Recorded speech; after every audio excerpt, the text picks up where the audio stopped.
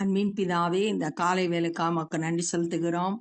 ஆண்டவரே, பரிசுத்த ஆவி உங்களிடத்தில் வரும்போது நீங்கள் பலனடைந்து எனக்கு சாட்சிகளாய் இருப்பீர்கள் என்று சொன்னீர். ஆண்டவரே, உம்முடைய வார்த்தையின்படி இந்த காலை வேளையில எங்க ஒவ்வொருவரையும் பலத்தால் இடைக்கட்டுங்க. ஆண்டவரே, உம்மை துதிக்கிறோம், உமக்கு சாட்சிகளாய் நிலைநிறுத்துங்க.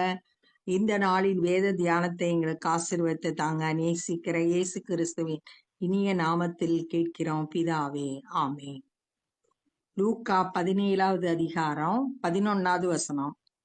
பின்பு அவர் எருசலேமுக்கு பிரயாணம் பண்ணுகையில் அவர் சமாரியா கலிலியா என்னும் நாடுகளின் வழியாக கடந்து போனார். இயேசு இப்ப எருசலேமுக்கு பிரயாணம் பண்ணி போறாரு. போற வழியில சமாரியா கலிலியா தேசத்தின் வழியா கடந்து போறாரு. எருசலேம்ன்றது மலை மேல் இருக்கிற ஒரு பட்டணம். இங்க கடந்து போறாரு. அவர் ஒரு கிராமத்தில் பிரவேசித்த போது குஷ்டரோகமுள்ள மனுஷர் 10 பேர் அவருக்கு எதிராக வந்து தூரத்திலே நின்று. அங்க ஒரு கிராமத்துல 10 குஷ்டரோகிகள் இருக்காங்க. லேவியராகமம் 13வது அதிகாரம் 44ல இருந்து 46 வரைக்கும் உள்ள வசனங்கள்ல குஷ்டரோகம் உள்ளவங்க, தீட்டுப்பட்டவங்க, அவங்க தனியா குடியிருக்கணும், பாளையத்துக்கு புறம்பே தான் குடியிருக்கணும், ஜனங்களோடு சேர்ந்து குடியிருக்க முடியாது அப்படின்னு சொல்லிட்டு சொல்லப்பட்டிருக்கு. ஆசாரியர்கள் அவங்கள தீட்டுப்பட்டவங்களாக தீர்மானிக்க கடணும் அப்படின்னு சொல்லிட்டு அந்த பகுதியில சொல்லப்பட்டிருக்கு. அதனால இவங்க இயேசு கிறிஸ்துவுக்கு இந்த 10 குஷ்டரோகிகளும் பட்டணத்துக்கு புறம்பே தனியா இருக்கிறாங்க. தூரத்தில் நின்று அப்படின்னு இருக்கு. பக்கத்துல வந்தா தீட்டுப்பட்டுறதுனால அவங்க தூரத்துல நிக்கிறாங்க. இயேசு ஐயரே, எங்களுக்கு இரங்கும் என்று சத்தமிட்டார்கள். அப்ப அவங்களுக்குள்ள ஒரு விசுவாசம் இருக்கு. இயேசு தங்களை குணமாக்க முடியும் அப்படின்ற விசுவாசத்தோடு வர்றாங்க. எங்களுக்கு இரங்கும் என்று சத்தமிட்டார்கள். அவர்களை அவர் பார்த்து, நீங்கள் போய் ஆசாரியர்களுக்கு உங்களை காண்பியுங்கள் என்றார். அவங்கள பார்த்துட்டு சொல்றாரு, நீங்க போய் ஆசாரியரிடத்துல காண்பீங்கள். ஏன் அப்படின்னா லேவியராகமம் 14வது அதிகாரம் 1ல இருந்து 9 வரைக்கும் உள்ள வசனத்துல ஒரு குஷ்டரோகி சுகமாயிட்டான், ஆசாரியனிடத்துல போய் காட்டணும். அவன் செக் பண்ணிட்டு அதுக்கப்புறம் என்ன செய்ய சொல்றாரோ அத அங்க ஒரு காரியங்கள் சொல்லப்பட்டிருக்கு. 2 குருவி எடுத்துக்கணும். ஒரு குருவி, உயிருள்ள ஒரு குருவிய கேதுரு கட்டை, சிவப்பு நூலு, ஈசோப்பு இதெல்லாம் எடுத்துட்டு ஊற்று நீர்ல ஒரு குருவிய கொன்னு அந்த ரத்தத்தை தோய்த்து அந்த குஷ்டரோகம் நீங்கினவன் மேல 7 தரம் தெளிக்கணும். அப்படி தெளிக்கும் போது அதுக்கு அடுத்து அந்த உயிருள்ள குருவிய வெளியே விட்டுறணும். இப்படி சுத்திகரிச்ச பிறகு தன்னோட ட்ரெஸ்ஸை தோய்த்து தலைமயிரை சிரைச்சு அப்புறம் சுத்தமான தண்ணியில குளிக்கணும். அப்ப அவன் பாளையத்துக்கு புறம்பா 7 நாள் தங்கிட்டு அதுக்கப்புறம் அவன் சுத்தமாக்கப்பட்ட பின்பு உள்ள சேர்த்து கொள்ளப்படுவான். இதான் சுத்திகரிப்பின் முறைமை. அதன்படி ஆசாரியர் இடத்துல போய் தன்னை காட்டணும், சுத்தமாயிட்டானா அவரை செக் பண்ணி அதுக்கப்புறம் தான் உள்ள சேர்த்து கொள்ளப்படுவாங்க. அதனால ஆசாரியர் இடத்துல போய் காண்பிக்கும்படியா சொன்னாரு. அந்தபடி அவர்கள் போகையில், அப்ப இயேசு சொன்ன வார்த்தைய நம்பி அவங்க போறாங்க, விசுவாசித்து போறாங்க. விசுவாசிக்கும் போது அற்புத சுகத்தை பெற்றுக்கொள்ளலாம். போகையில் சுத்தமானார்கள். அப்ப குஷ்டரோகம் நீங்கிருச்சு, சுத்தமாயிட்டாங்க. விசுவாசித்து செயல்படும் போது அந்த அற்புத சுகத்தை அவங்க பெற்றுக்கொண்டாங்க. அவர்களில் ஒருவன் தான் ஆரோக்கியமானதை கண்டு, போற வழியிலே சுகமாயிட்டாங்க. இப்ப இவன் சுகமானத ஒருத்தன் பார்த்த உடனே திரும்பி வந்து உரத்த சத்தத்தோடு தேவனை மகிமைப்படுத்தி, சத்தம் போட்டு கர்த்தரை மகிமைப்படுத்துறான். ஏசப்பா கிட்ட திரும்ப வர்றான்.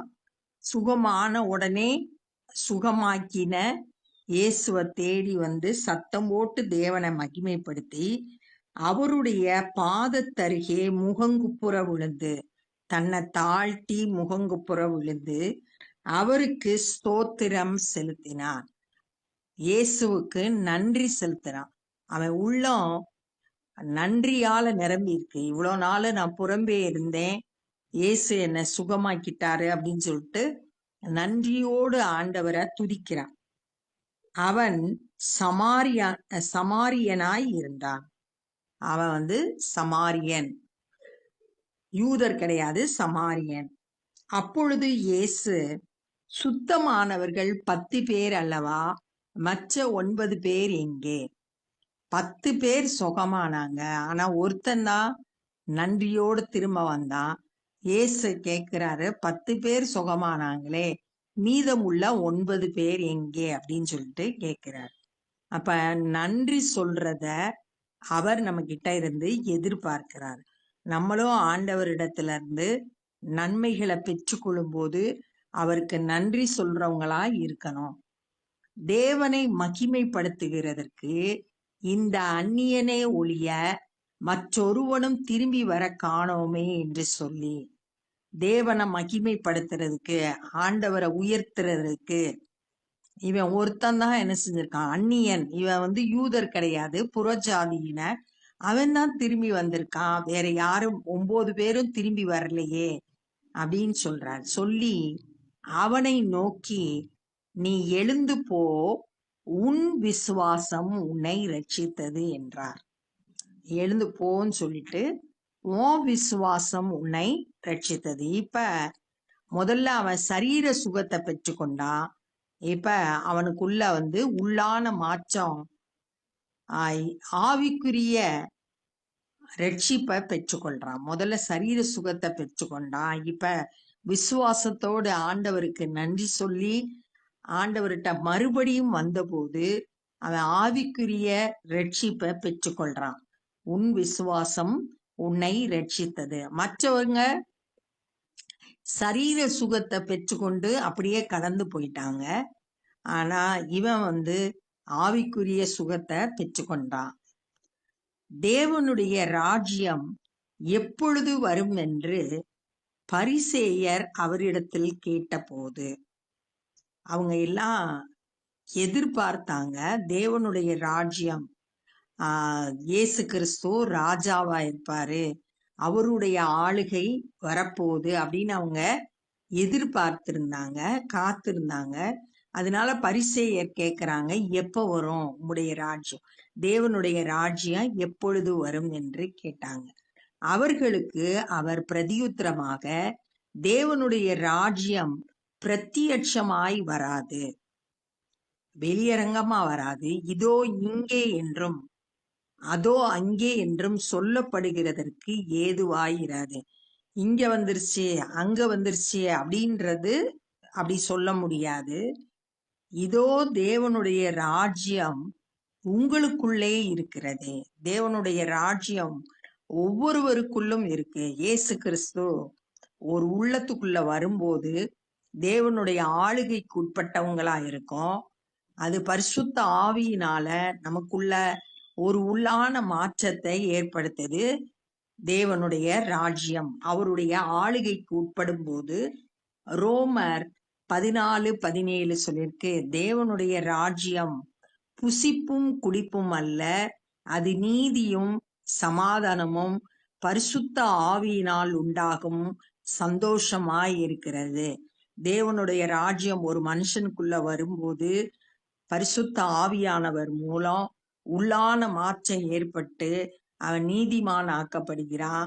மனதுல சமாதானம் உண்டாகுது, பரிசுத்த ஆவியினால சந்தோஷம் உண்டாகுது, அவன் உள்ளான மாற்றத்தை பெற்றுக்கொள்றான் அப்படின்றத பாக்குறோம். அப்ப இந்த நாள்ல என்ன கற்றுக்கொண்டோம்னா, 10 குஷ்டரோகிகள் இயேசுவுக்கு எதிராக வந்தாங்க. அவங்க இயேசு கிறிஸ்துவை விசுவாசித்து எங்களுக்கு இறங்குங்கன்னு கேட்டாங்க. அப்ப அவர் சொன்னாரு, நீங்க போய் ஆசாரியருக்கு உங்களை காட்டுங்க அப்படின்னு சொன்னாங்க. அந்த வார்த்தையை நம்பி போனாங்க. போற வழியிலே சுகமாயிட்டாங்க.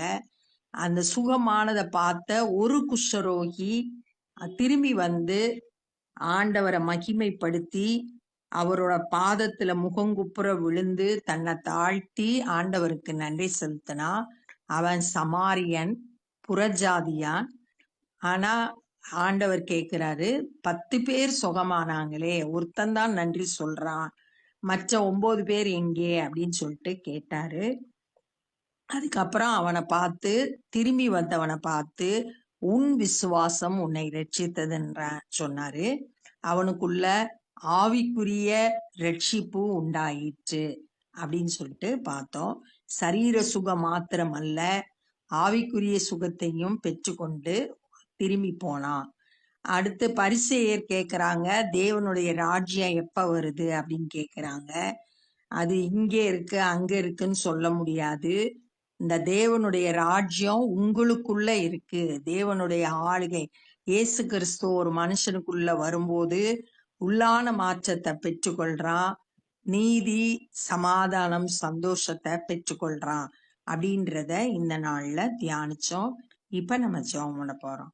அன்பின் பிதாவே, இந்த நாள்ல நாங்க தியானித்த இந்த வேத பகுதிக்காய் நன்றி செலுத்துகிறோம். ஆண்டவரே, இந்த நாட்கள்ல கூட எங்களுக்கும் நிறைய நன்மைகளை நீங்க செய்திருக்கிறீங்கப்பா. ஆண்டவரே, நாங்க அதை உணர்ந்து ஒவ்வொரு நாளும் உமக்கு நன்றி சொல்ல எங்களுக்கு கிருபை தாங்க. ஆண்டவரே ஸ்தோத்திரம். நன்றியுள்ள இருதயத்தோடு நடந்து கொள்ள ஆண்டவரே கிருபை செய்யுங்க. அப்பாமை துதிக்கிறோம், ஸ்தோத்தரிக்கிறோம். தேவனுடைய ராஜ்யம் எங்களுக்குள்ளாய் இருக்கிறதற்காய் ஸ்தோத்திரம். அது எங்களுக்குள்ளாய் நீதியையும் சமாதானத்தையும் சந்தோஷத்தையும் கொடுக்கிறதற்காய் ஸ்தோத்திரம். நீர் எங்களுக்குள்ளாய் வாசம் பண்ணி உள்ளான மாற்றத்தை ஏற்படுத்துகிறேன். அதற்காய் நன்றி செலுத்துகிறோம். உம்முடைய கரத்துல எங்களை ஒப்பு கொடுக்கிறோம். இந்த நாள்ல சுவிசேஷ பணியை செய்யறவங்களை பயன்படுத்துங்க. அநேகர் சத்தியத்தை அறிந்து ரட்சிக்கப்பட உதவி செய்ய நாங்களும் சுவிசேஷ பணி செய்ய எங்களை அர்ப்பணிக்கிறோம். நேசிக்கிற இயேசு கிறிஸ்துவின் இனிய நாமத்தில் கேட்கிறோம் பிதாவே, ஆமென். என் ஆத்துமாவே கர்த்தரை ஸ்தோத்திரி, என் முழுவலுமே பரிசுத்த நாமத்தை ஸ்தோத்திரி. என் ஆத்துமாவே கர்த்தரை ஸ்தோத்திரி, கர்த்தர் செய்த சகல உபகாரங்களை மறவாதே. ஆமென். God bless you.